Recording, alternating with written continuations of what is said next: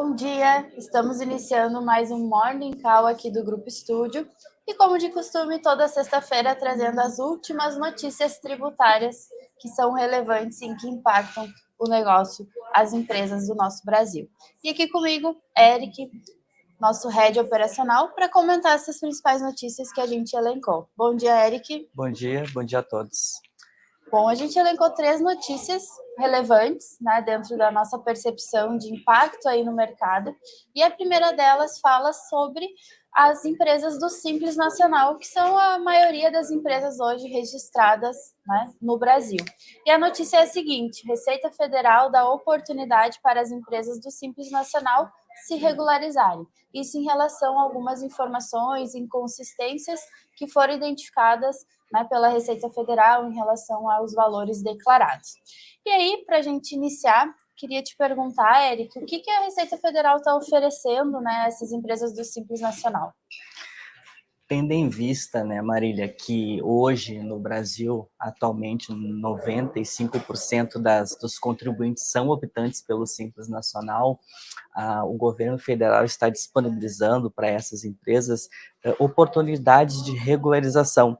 Regularização de quê? De suas pendências fiscais, evitando para que esses determinados contribuintes venham a ser excluídos desse tipo de regime. E quais que seriam, Eric, essas pendências, né, que podem estar sendo autorregularizadas antes de uma autuação de fato, né? Pendência com débitos em abertos, pendências com falta de declarações não enviadas, outros problemas relacionados a cumprimento de obrigações acessórias, ao qual muitas vezes, por exemplo, a empresa acabou se esquecendo de enviar alguma determinada declaração, ou por problema de fluxo de caixa não pagou alguma determinada guia, alguma DAS. Enfim, o governo federal está disponibilizando para que haja regularização dessas pendências, né? Perfeito. Então, bom, a oportunidade é para se autorregularizar, ou seja, a Receita só deu um aviso, ela ainda não está autuando, não está aplicando muitos juros. Então, me explica um pouquinho, fala um pouquinho sobre quais são esses benefícios de se autorregularizar, né? Às vezes, ou com esse aviso que a Receita está mandando, ou até mesmo antes, se há uma identificação por parte da contabilidade, por parte de alguma consultoria. Perfeito. As empresas, o benefício que tem fazendo essa regularização, um dos principais é não ser excluído do Simples Nacional. Quem quer hoje ser excluído do Simples, né? Então, um dos benefícios que traz é não ser excluído, mantendo todas as vantagens tributárias que tem dentro desse regime, como reduções de alíquota, simplificação de pagamentos de tributos. Certo. Bom, e para as empresas, Eric, sabendo que ela pode se autorregularizar, ela pode identificar essas inconsistências, ou ela vai se manifestar que não há essas inconsistências, comprovando, né, se manifestando que houve um equívoco por parte da Receita, ou ela se regulariza, se ajusta. E por onde que ela faz isso? Por onde ela pode se autorregularizar? Ela pode se regularizar através do portal ECAC, através do portal do Simples Nacional, certo? E caso haja equívocos que são pequenos de acontecerem junto ao governo federal, a empresa pode sim se manifestar, caso haja algum equívoco, e caso não haja equívocos, ou seja, se o governo estiver correto junto a este contribuinte, o mesmo poderá então estar se manifestando e regularizando essas situações, e as empresas que não se regularizarem poderão ser desenquadradas desse regime. Certo. E quais são, dentro da tua percepção e do teu vasto conhecimento tributário, quais são os motivos que levam as empresas a cometerem, né, esses equívocos, a terem pendências fiscais que podem estar sendo identificadas aí pela Receita Federal?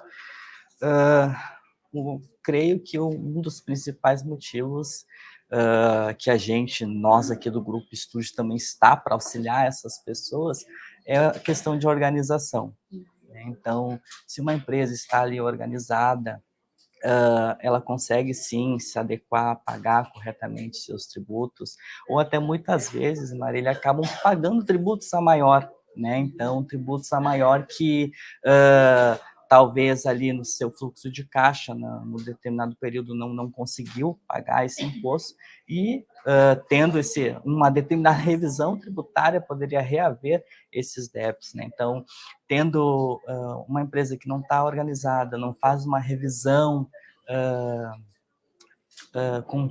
contínua, né, dos seus débitos, pode estar aí sendo com risco de fiscalização, até mesmo, né, por falta de pagamento de tributos. E essa regularização de pendências, Eric, tu entende que ela pode afetar a saúde financeira dessas empresas do Simples, de forma positiva ou negativa?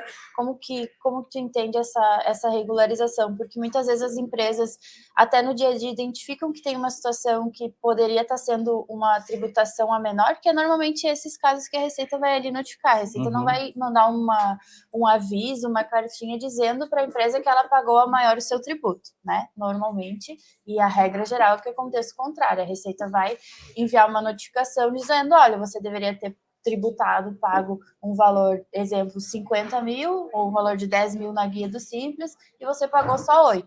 Então, eu preciso que você regularize ou me justifique por que né, não está sendo essa questão. E, por vezes, as empresas elas até identificam essas inconsistências no dia a dia, a própria contabilidade, ou a contratar uma consultoria como a nossa, mas optam por não regularizar porque vai gerar talvez um pagamento de um débito, uma multa antecipada, e dentro da saúde financeira pode prejudicar. Mas como é que tu vê isso de fato prejudica momentâneo, mas proporciona uma tranquilidade, um compliance futuro? Primeiro, precisamos entender o contribuinte, né? Precisamos entender qual a situação atual do empresário. Se de fato não pagou ou deixou de enviar alguma declaração porque não sabia, porque se esqueceu, ou se de fato teve algum problema financeiro. Então, nós precisamos, no primeiro contexto, entender o contribuinte, né? Entender o cliente. Mediante isso, entendo como de forma positiva. Isso. Positiva por quê? Porque, além dessa oportunidade de regularização, é algo que já deveria ser feito. Então, só está tendo mais oportunidade ainda de se regularizar e evitar problemas futuros, evitar também desenquadramento do Simples Nacional. Resulta em um pagamento agora? Sim, resulta. Porém, era algo que já deveria ter ocorrido, né? Perfeito. E falando então agora na nossa segunda notícia importante que a gente destacou, era que a gente já falou um pouquinho do que se aplica para o Simples, essa autorregularização, essa oportunidade da Receita. Falando então de notícia referente à Receita Federal também, que ela instituiu a declaração para as empresas listarem benefícios fiscais. Então, eu queria te perguntar o que é essa declaração, né, para declarar esses incentivos fiscais e a quem ela se aplica. Certo. Essa declaração chamada DIRB, certo? Que é a Declaração de Incentivos, Renúncias, Benefícios de Imunidade da Natureza Tributária, ela se aplica às médias e grandes empresas, certo? Então, elas têm que entregar essa declaração a cada 2 meses, listando todos os benefícios fiscais que elas possuem, aqueles benefícios que geram créditos tributários para as empresas. Então, ela não se aplica a microempresas inscritas no Simples Nacional e nem aos microempreendedores. E essa primeira declaração, né, desses benefícios fiscais, ela já é imediata, já dentro do mês de junho, ou ainda as empresas vão poder aí se adaptar um pouquinho e passar a declarar ela? Essa declaração ela já deverá ser entregue até dia 20 de julho e abrangerá todos os incentivos fiscais aproveitados pela empresa desde janeiro até maio deste ano. Então, foi retroativo dentro de 2024, então de janeiro até maio deve ser feita essa declaração. E após isso, então, bimestralmente até o 20º dia segundo de cada mês. Bom, então a gente já sabe que vai ter essa declaração, que as empresas que possuem aí benefícios fiscais vão precisar, né, ter na sua rotina a partir de agora. Mas quais informações, Eric, precisam ser incluídas ou devem ser incluídas conforme as normativas que foram publicadas? Tá. É importante trazer para vocês a instrução normativa que saiu a respeito dessa declaração. Então, ali consta todos os detalhamentos de passo a passo, o que deve ser colocado, o que deve ser inserido, os motivos do porquê. Então, o número dessa instrução normativa é número 2198, de junho de 2024. As empresas devem incluir na DIRB detalhes sobre esses incentivos, bem como os valores de créditos tributários associados aos benefícios que deixaram de ser recolhidos, tá? Quais são esses incentivos, né? Vou listar aqui alguns exemplos para vocês. É o PERSE, o RECAP, o REIDE, Reporto, créditos presumidos ali da carne bovina destinadas para exportação. Então, esses são alguns de exemplos dos incentivos. Dentro dessa IN, lá no anexo, você encontra todos os incentivos que devem ser obrigatoriamente inscritos nessa DIP. Bom, a gente entendendo que tem uma declaração, que tem algumas informações, né, e os benefícios que precisam ser inseridos e informados nela, vai ter algum formulário para as empresas se utilizarem? E também, Eric, além desse, se tem ou não um formulário, um arquivo que está disponível dentro dos sistemas da Receita, tem alguma penalidade pelas empresas que são obrigadas a declarar, não fizerem dentro de um prazo ou não o fizerem? Sim. Essa declaração ela encontra-se disponível no portal ECAC da Receita Federal e não diferente de DCTF, como outras declarações, caso não seja cumprido ali a data de entrega, o limite, poderá ocorrer sim a multa e juros, certo? Então, as empresas de grandes portes, médios e grandes portes, pagarão uma multa calculada sobre o valor da receita bruta ou fração a um limite de 30% do valor do benefício usufruído. Para empresas brutas de até 1 milhão, a multa é de 0,5%. E para aquelas com faturamento de 1 milhão a 10 milhões, a multa é de 1%. Empresas com receita bruta superior a 10 milhões pagarão até 1,5% dessa receita. Então, essa é a penalidade se não cumprir com as obrigações acessórias que a Receita Federal estabelece. Importante, né, que saiu essa normativa e já passa a valer, né, as empresas têm aí basicamente um mês em relação ao próximo, né, o vencimento dessa declaração, dessa primeira declaração, e isso pode impactar ou não declaração por, às vezes, falta de conhecimento, ou porque tem coisas ainda que não estão muito claras, né, multas pesadas que vão impactar também na parte financeira dessas empresas. Então, o cuidado, né, se você é empresário, se você tem uma empresa que se utiliza de benefícios fiscais, se atente a isso, né, contate sua contabilidade, a sua consultoria para poder, né, estar em conformidade, fazer a declaração essa obrigatória agora dentro do prazo para não sofrer nenhum prejuízo futuro. Exato. Agora em julho, Marília, vai ser entregue referente a janeiro a maio, né? Então, o de junho, julho, por exemplo, ele deverá ser entregue dia 20 de setembro. Então, sempre de 2 em 2 meses, bimestral, acho que é algo bem tranquilo. Legal. E para a gente finalizar, falar um pouquinho da nossa terceira notícia, essa impacta uma notícia importante, porque fomenta aí a atuação referência para a correção das contas do FGTS. E para isso, né, essa aplicação do IPCA, ela foi uma decisão do STF. E como é que é essa decisão em relação a essa correção, né, que vai ter? Tá. Então, o Supremo, ele decidiu, com relação a essas contas vinculadas ao FGTS, ele determinou que essa correção das contas não poderá ser inferior ao Índice Nacional de Preço do Consumidor Amplo, o IPCA. Né? Anteriormente, a correção ela era feita pela taxa referencial, o TR, mais que 3%. Mas agora o TR funciona como um piso, garantindo que nos anos em que a remuneração das contas não atingir o IPCA, haja compensação conforme decidido pelo Conselho Curador do Fundo.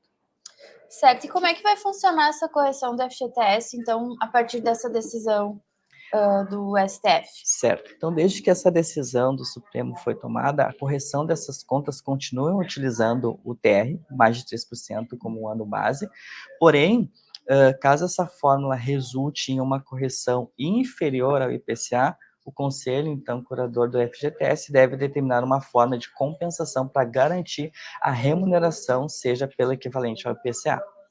Então, comenta para nós um pouquinho, Eric, sobre esses benefícios que essa decisão da STF trouxe para os trabalhadores diretamente.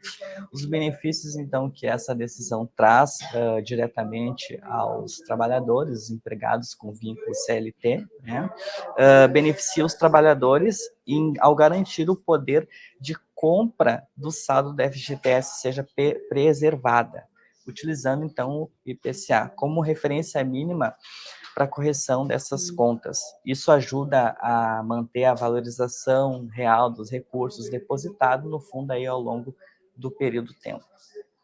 Bom, então isso garante, Eric, né, que pelo menos o saldo do FGTS, o FGTS que o trabalhador tem lá retido, ele vai pelo menos seguir a inflação que o país tem, né? Exato. Então, proporcionando pelo menos que não perca o dinheiro, né? Porque uma vez que, se uma atualização é menor que a inflação, na verdade o dinheiro ele está valendo menos do que pelo menos o que a inflação está gerando. Então, isso é uma boa notícia para os trabalhadores. E por fim, Eric, né, finalizando, a gente falou dessas 3 notícias, boa notícia para o Simples Nacional, uma notícia referente, né, às empresas se adequarem agora que tem esses benefícios fiscais, fazerem as declarações, e agora, por último, os trabalhadores. Tem alguma notícia aí, alguma informação boa para os empresários relacionada às restituições? Se teve alguma atualização em relação a isso? Sim, temos. Ontem a Receita Federal decidiu restituir e ressarcir boa parte dos contribuintes. Então, diversos empresários que solicitaram restituições ou ressarcimento, tanto de PIS e COFINS quanto de imposto de renda, tiveram esses valores ressarcidos ou até mesmo restituídos em depósitos bancários. Então, ela fez o aviso de ressarcimento essa semana, e foi feito o depósito desses contribuintes na data de ontem, dia 20 de junho. Então, se você, contribuinte, ainda não consultou a sua caixa de mensagem do ECAC, o seu extrato de bancário e fez essas solicitações, é importante, interessante que faça essa verificação, porque pode ser que a Receita tenha selecionado você para que ache esse ressarcimento. Boa notícia, então, para os empresários, para as empresas, né? Um valor na conta que pode ser utilizado para reinvestimento, nas operações, no estoque, na própria operação. Então, uma boa notícia para a gente finalizar essa sexta-feira. Exato. Certo? Então, referente às últimas notícias, as principais notícias da semana, referente ao mundo fiscal e tributário, são essas que a gente trouxe para hoje. Com isso, eu agradeço a participação de todos vocês. Muito obrigado, Eric, por ter aceito novamente o convite para estar aqui conosco. E lembro vocês que nosso Morning Call do Grupo Estúdio acontece todos os dias de segunda a sexta-feira, trazendo as notícias que impactam o mundo dos negócios, dos mais diversos conteúdos, tributário, fiscal, de reinvestimento, de bancos, de energia, de reengenharia societária, dos mais diversos assuntos que nós trazemos aqui para poder contribuir e complementar o dia a dia de vocês. Muito obrigada e até a próxima semana.